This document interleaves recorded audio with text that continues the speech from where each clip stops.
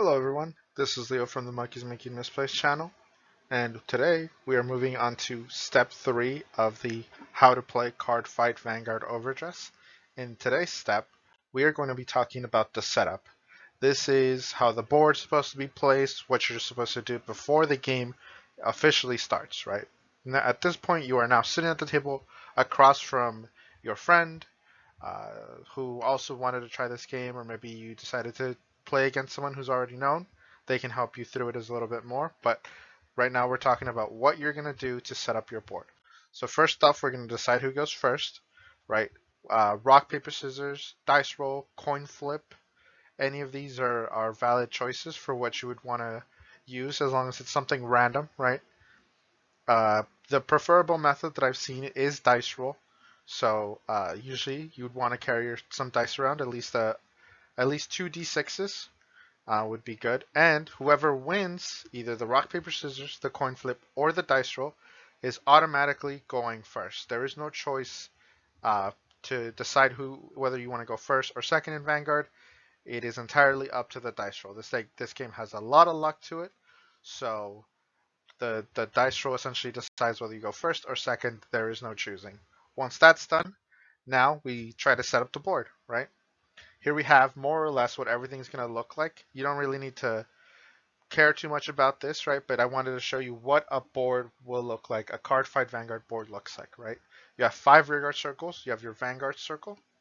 You have the place where you'll place your deck, your drop zone, your trigger zone, and your damage zone. We'll go more into these later on, probably in tomorrow's episode once we're talking about the game itself. But currently, I just wanted to show you what the board will look like. For right now, all you will do is shuffle up your deck, place it where it says your main deck will be placed. Your right deck can be placed wherever. That's why I didn't put a specific zone. I know some people like to place it to the right of their main deck. Some people place it above the damage zone. Some people like to just put it on top of in that area where the trigger zone is normally placed, because although there is a zone for triggers, a lot of people reveal it in front of their Vanguard, so the trigger zone has become sort of irrelevant for a lot of people. So the right deck doesn't really have a set area. I know that I think Vanguard specifically would like you to place it next to your main deck to the right, but you're allowed to place it, on top, right above it, over above your damage zone, to the right of the main deck. You could place it under the main deck, but there is no real set area for it, so there's no reason for that. And then for the G zone, which currently only 2 decks in Overdress can use it, G zone is primarily placed above where the damage zone is, because that is where it used to be placed back in the G era, which is a previous era of the game. But currently, it's placed in the same spot. No real reason to change what isn't broken. Am I right? But now you know more or less where the board and everything's supposed to be set. You've shuffled your deck, you've placed it there, right? And now we can offer it to our opponent, but if they refuse, we'll just place your deck there. It is customary to offer your opponent the deck to cut. Um, you have to, right? A lot of the times, since you're just playing currently to learn, there's no reason for you to overthink this, right? You can just set the deck there, and then we'll move on to the next step, which is your starting hand and your mulligan. The starting hand in Vanguard is 5.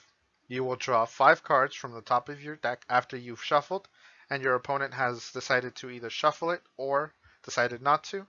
You'll draw your 5. You'll decide of the 5 whichever cards you'd like to keep. You will choose the cards you'd like to keep, set them aside, and then put the cards that you will be returning on the bottom of your deck, and then you will draw the same amount, and that is now your starting hand.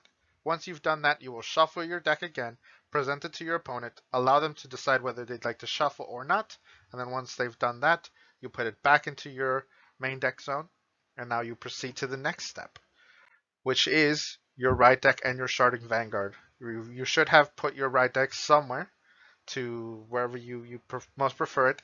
You will take the grade 0 from your right deck and place it on your Vanguard circle. Now, that everything has been set. You've decided who has gone first. You have decided what cards you'll be keeping from your starting hand, and your starting Vanguard is where it's supposed to. Now all that's left to do is stand up the Vanguard. Well, that's all for today's episode. This one's going to be a lot quicker than the previous ones because it doesn't take much here, right? Tomorrow's episode will probably be a little longer. I will be discussing how to play the game essentially.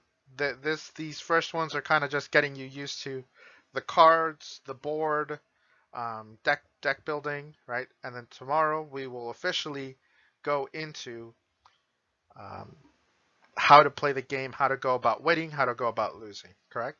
So that'll be all for today. I hope you have a nice day. This has been Leo. Enjoy the rest of your day.